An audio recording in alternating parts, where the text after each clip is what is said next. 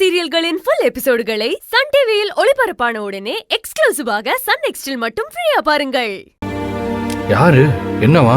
தாரா ஸ்கூல்ல இருந்து தான் ஃபோன் பண்ணாங்க. ஃபீஸ் கட்டல, அவளை ஸ்கூலுக்கு வர வேணாம்னு சொல்லிட்டாங்க. இது வர வேணாம்னு சொல்றாங்களா? என்கிட்ட ஒரு வார்த்தை சொல்லிருக்க வேண்டியதானே? ஏய் கதிரே, என்னடா? டேய் என்னடா சத்தம் போட்டுக்கிட்டு இருக்க?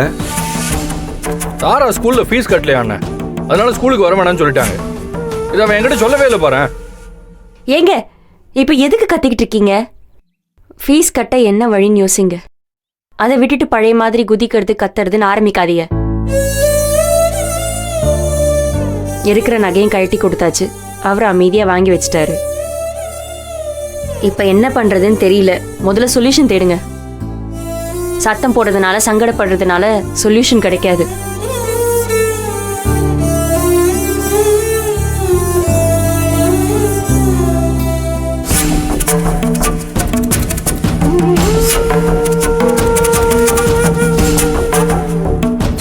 இதெல்லாம் நீ முதலே சொல்லிருக்கலாம்ல. ஏங்க இப்பதானுங்க நானே பேசுறேன்.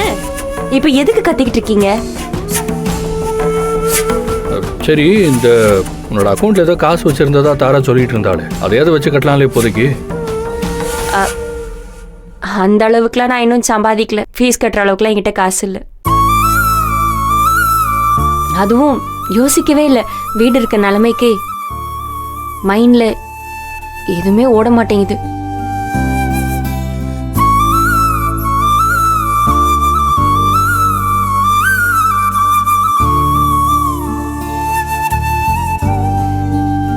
டேய் கதிரே, இதை புடி.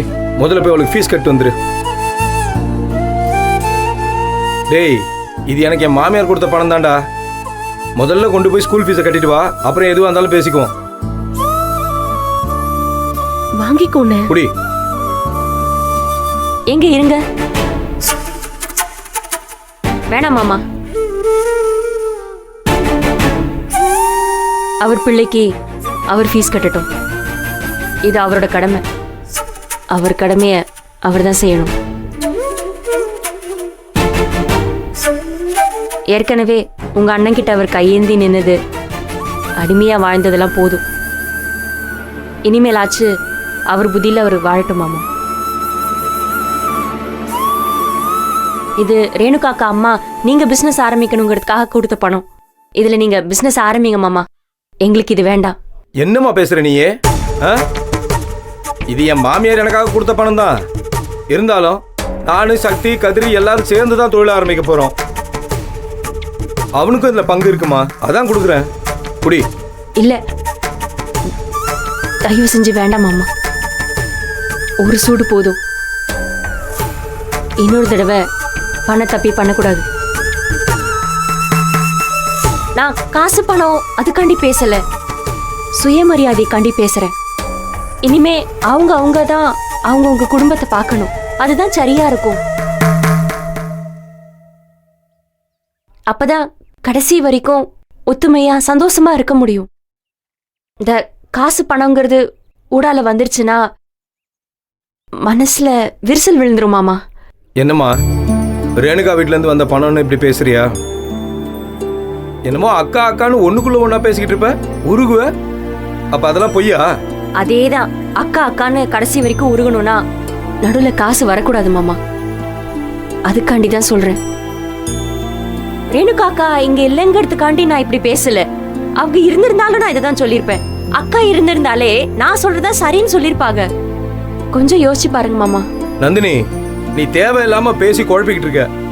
என்னைக்கு இருந்தாலும் என் தம்பிகளை நான் விட்டு கொடுக்க மாட்டேன். மாமா, எனக்கு உங்களை பத்தி தெரியும். சத்தியமா நான் உங்களை குறை சொல்லணும் நான் சொல்லல. ஏன் மாமா, நீங்க நினைச்சதுல அவர் மாறணும், திருந்தணும், பொறுப்பா இருக்கணும்னு. அதுதான் இப்ப நான் சொல்லிக்கிட்டு இருக்கேன். யாராவது ஒருத்தர் அவருக்கு ஹெல்ப் பண்ணிக்கிட்டே இருந்தா அவருக்கு எப்படி மாமா பொறுப்பு வரும்? ஏன் தம்பின்னு பாசமா உரிமையா பேசுறீங்கல்ல, இது கடைசி வரைக்கும் இப்படியே இருக்கணும். இது இப்படியே இருக்கணும்னா அவர் சம்பாதிக்கணும், அவர் உழைப்புல அவர் வாழணும்.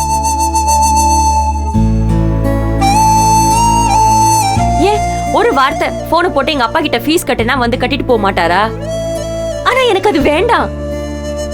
எனக்கு யாரும் எதுவும் செய்ய வேண்டாம். எனக்கு அவர் தான் செய்யணும். அவர் பிள்ளைக்காண்டி அவர் தான் செய்யணும். அவர் வருமானத்துல அவளை படிக்க வைக்கணும். இந்த பள்ளிக்கூடத்துல படிக்க வைக்க முடியலனாலும் பரவாயில்ல, அவர் வருமானத்துல அவளை எங்க படிக்க வைக்க முடியுமோ அந்த பள்ளிக்கூடத்துல சேர்க்கட்டும். இல்ல அதுவும் முடியலனா அவரால அவளை என்ன பாத்துக்க முடியுமோ அதை பாத்துக்கட்டும். ஆனா எதுவா இருந்தாலும் அவர் சொந்த கால்ல அவர் நிக்கணும். எனக்கு இப்ப அதான் முக்கியம்.